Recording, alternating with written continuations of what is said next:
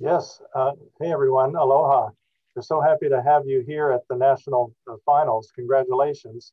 We'll introduce ourselves. I'm Robert Dyan. I teach American government at the University of Evansville. Hi, everyone. My name is Zach Eastburn. I wish I was in Hawaii right now, not Wisconsin, which is where I am. Nice to meet you. And Tom, you're on your speaker, or you're muted.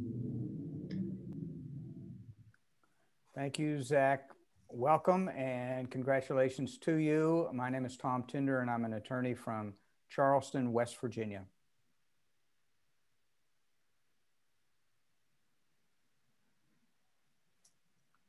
Hello, my name is Liza Kabote and I am from Hawaii. I go to McKinley High School. Hi, I'm Catherine Wobble. I'm a junior at McKinley High School. I'm Sango Maro. I'm a junior at McKinley High School. Terrific. Thank you so much. We're going to do Unit 4 now, and we're doing question 1 about pardon power. I'll read it to you, and we're eager to hear what you have to say for us. It would be inconsistent with the constitutional separation of the executive and legislative powers to let the prerogative be exercised by the latter. What were the framers' reasons for giving the president the pardon power, and do you agree or disagree with them? According to the framer James Wilson, if the president abuses the pardon power, he can be impeached and prosecuted. Do you agree with Wilson? Why or why not? And finally, in your opinion, what constitutes high crimes and misdemeanors? You may begin. The founding fathers' reason to give the president pardon power was because most of the president power were inspired by the king from Great Britain. The other reason is because of checks and balance. It allows the executive branch to have power over the judiciary branch. In Article 2, Section 2 states that he shall have power to grant representative and pardon for offenses against the United States, except in cases of impeachment. A pardon is the action of the president that completely sets aside punishment and avoids the conviction for the federal crime. While the president uses pardon power to pardon people of their crime, there are times where they're allowed to use their power. These times will be state prosecution, civil action, and impeachment. There will always be a limitation when there is power given to the government for the fear of the government abusing them. And if the government were to abuse their given power, then they would get impeached and convicted for the crime they committed. We agree with James Wilson that the president should be impeached and prosecuted if he abuses the pardon power because of the jurisdiction it comes with. No person should be above the law. There would be no end to it if people could get around the law and feel like they were exempt from it. The pardon power is a very influential function of the executive branch and has been beneficial in certain situations. However, with such great power comes great responsibility. There are multiple checks and balances within the 3 branches of government that allows them to have a say and ensure that every law and decision that is made is fair and just for the people. The presidential pardon is a form of checks and balances on the judicial branch. The framers put the pardon power so the chief executive could reverse any injustice that was done by his or her prosecutors in the judicial branch. Pardons can go unchallenged by many other branches of government because there is no process that allows it to be undone. The only way would be to remove the president from office. Although the presidential pardon is very powerful, there are a few limitations. The pardon can only be given for a federal crime. The president cannot pardon cases of impeachment. And lastly, the president cannot pardon future crimes that haven't been committed yet. The Constitution does not directly define what high crimes and misdemeanors mean, so it is left to the Senate to determine whether the evidence presented by the House was significant enough for conviction. Since the creation of the Constitution, 15 federal judges have been impeached and 3 presidents have been impeached, but not all of them were convicted. There are 4 impeachable offenses in which the president, vice president, and civil officers may be indicted through the process of impeachment and removed through treason, bribery, and high crimes and misdemeanors. Some examples of impeachment charges against federal judges that resulted in conviction include arbitrary and oppressive conduct of trials, improper business relationships with litigants, income tax evasion, sexual assault, and misleading statements. We affirm with the definition of high crimes and misdemeanors by the framers and believe that they should also include obstruction of justice, lying under oath, and abuse or contempt in power. The founding father gave pardon power to the president because they were inspired by King George and check and balance. The executive branch check over the judicial branch by ensuring that the judicial branch isn't using its power unfairly. Pardons go unchallenged because there is no process for undoing a pardon. When giving government power, there will always be limitation because of the fear of the government abusing their given power. And if the government were to ever abuse their power, then they would be held accountable and could be impeached and convicted. But throughout history, there hasn't been a single president who was convicted of his crime after he was impeached. The founding father intentionally created the Constitution in a way that is hard to remove the president in office. And that concludes our presentation. All right, thank you very much. I liked the way that you made it clear that there is no process for undoing the pardon, and that's what the founders intended. But I'd like you to think about the possibility of maybe coming up with a process that could undo it. In Philadelphia, there were some who thought that the president should be able to pardon, but the Senate should have a say in it somehow. They could either approve or disapprove. Do you think it would be a good thing in the 21st century to have a process that would allow us to maybe undo pardons if they were questionable? I think there's definitely a tremendous amount of power that the pardon power comes with because of that lack of check that goes with having it. There's hardly any limitations for it.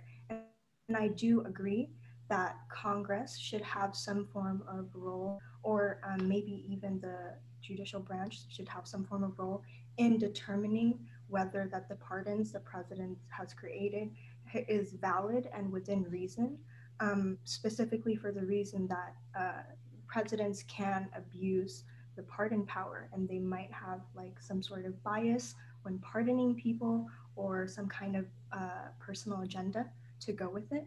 So the fact that if we were to have some kind of check for the legislative branch on the executive when it comes to pardoning, it would tremendously like keep in check whether or not the pardon is valid and for good reason. I have to agree with what my teammate Liza has to say, because the pardon power doesn't really have that much of a limitation on it. And like my partner says that that the president can abuse the pardon power by pardoning people that the president wants, and like could be biased on the pardon and stuff like that. Does the judiciary could the judiciary play any role in being a limit on the pardon power? I do think that the judiciary could play the role like limiting the pardon power, because as we know that the pardon power is a check and balance for the executive branch to have over the judiciary branch, in a way that the judiciary branch should have a check and balance for the pardon power of the executive branch. So in a way it could balance the power out, and like one branch cannot have an advantage over another branch. I definitely would like to add on to what my teammate Catherine has said about how the judiciary could play a role in kind of checking the executive presidential pardon power in a way that because the judiciary branch does they can determine whether the pardon is unconstitutional or not. And in doing so, that would kind of help provide like some sort of security for us to kind of just see like, I don't know, like the presidential pardon and in some cases can be abused through that way, and the judicial branch can check it by determining whether it's unconstitutional or not. Continuing along that line with the judiciary, let's switch over to impeachment. The judiciary does not have much, if any, involvement in the impeachment process other than the Chief Justice of the Supreme Court serving during the impeachment trial in the Senate. Do you think that we should have the judiciary branch more involved in impeachment? And if so, how? One way that I feel like the judiciary could be involved more is so for impeachments, one of the like you have to go through investigations first of all in order to what is that, like even set grounds for impeachment or have the impeachment go through. And I think the judiciary branch could be involved in kind of overseeing the kind of evidence collected and like the testimonies collected, and just kind of making sure that it's within reason and it's constitutional in that way. Yeah. Adding on to what my teammate has said, I believe that because the impeachment is such a big deal in government, I believe that it shouldn't just be up to one branch to decide on the impeachment. I think that the judicial branch could help with kind of interpreting or kind of seeing if the president does deserve the impeachment with in cases of like laws and stuff, and seeing if it falls under the rules of impeachment. Thank you. There's been some discussion about whether there are limits on a president's ability to pardon himself. I wonder what your thoughts might be on that. What do we know about that?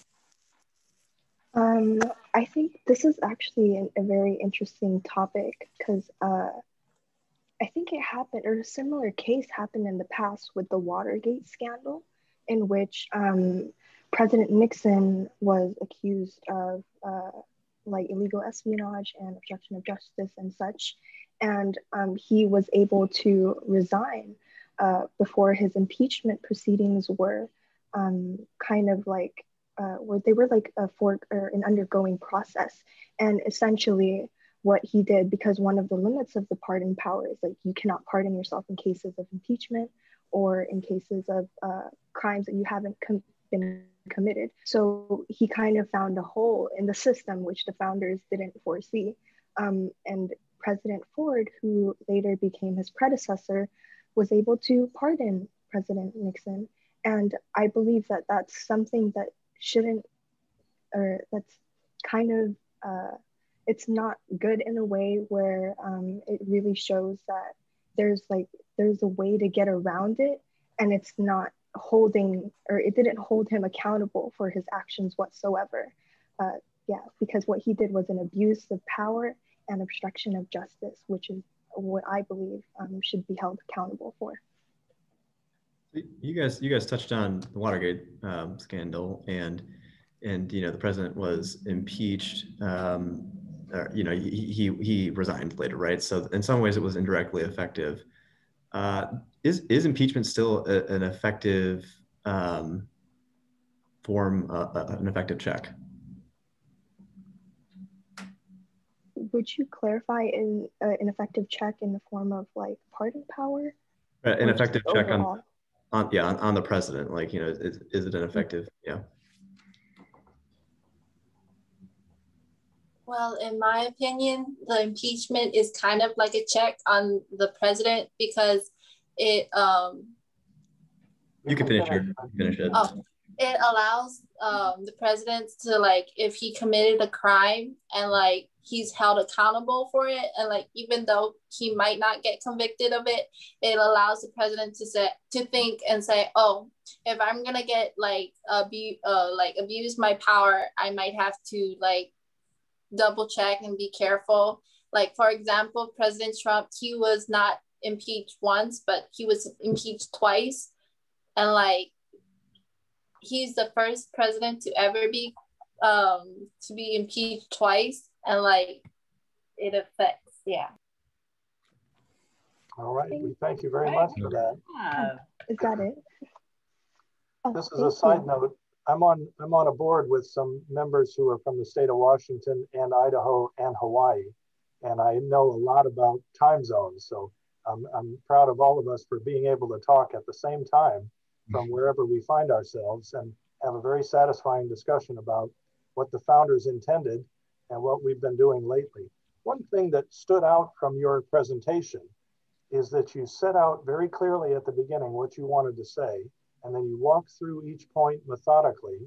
And then at the end, you wrapped it up with a bow and said, this is our main point. So you made it very clear for the listener to hear what you had to say about that. You state very openly where you're coming from. So you said nobody is above the law. You think that impeachment is an appropriate remedy in the case of abuses. You said very clearly that the pardon power appears to be largely unlimited in as much as there's no process that allows it to be undone. And then you thought through during the Q&A some of the ways that we might, I don't know, modify the process to make it better. One small suggestion, the broad ideas that you were sharing were quite good, but it might have been a little richer if we had had some more specific examples. You gave us some, like Richard Nixon, to be sure, but a few more examples would have really made the presentation a little bit more effective. There's no doubt that you've got the ideas down pat, but to nail them down with a few more examples. I know it's hard in 4 minutes to cover the waterfront, but I think that would have been a modest improvement. But congratulations to all of you. Yeah, and I would just echo a lot of what was just said there. I think there were points that were made very clear, and I also wrote down the no process for undoing a pardon. You guys at the beginning made it clear where the pardon power came from, the origins of it being from the king, and its function from the intent of the framers with Article 2, it being a check on judicial review. You also made it clear that you agreed with James Wilson, and so there was easy to follow your statements, and there were points that you enumerated that that sort of distinguished you. So like you mentioned how there were limits on the pardon, which not everyone does. So it can only be for federal crimes. It's not for prospective crimes. It's and it can't involve impeachment. So you hit on things that were very clear to follow. I would also just echo, I think you only have 4 minutes to do the opening statement, so everyone kind of knows that you can't give us all of your history in that time period. So one area that you can use to sort of bring in the examples that you guys undoubtedly know is through the question and answers. And sometimes that's kind of a fine art of when someone gives you a question, finding out what examples you do have and figuring out, okay, how do I weave that into my answer somehow? You guys definitely have the concepts down, and it was like, like I said, very clear, which again is a distinguishing factor. So thank you again, and good luck. Thank you. I want to commend you. I think that your opening 4 minutes was great, and I thought you responded very well to our questions.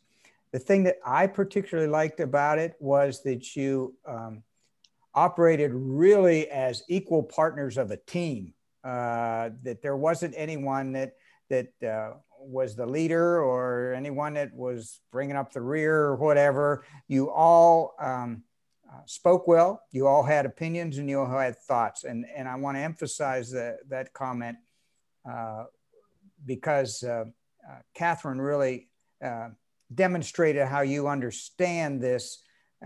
When their answer to the last question, she started out by saying, in my opinion.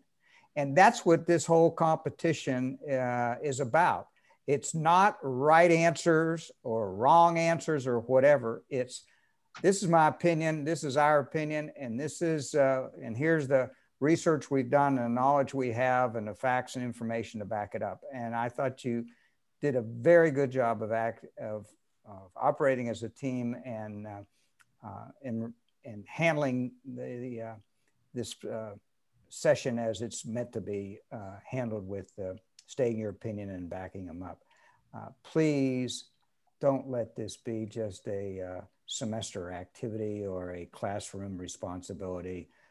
You have a tremendous amount of knowledge and understanding. You're good citizens now, and you'll be even better citizens in the future if you stay involved and participate. So thank you very much, and the very best of luck to you. Thanks, I everyone. just wanted to say thank you. Thank you so much for all your feedback. It was really appreciated.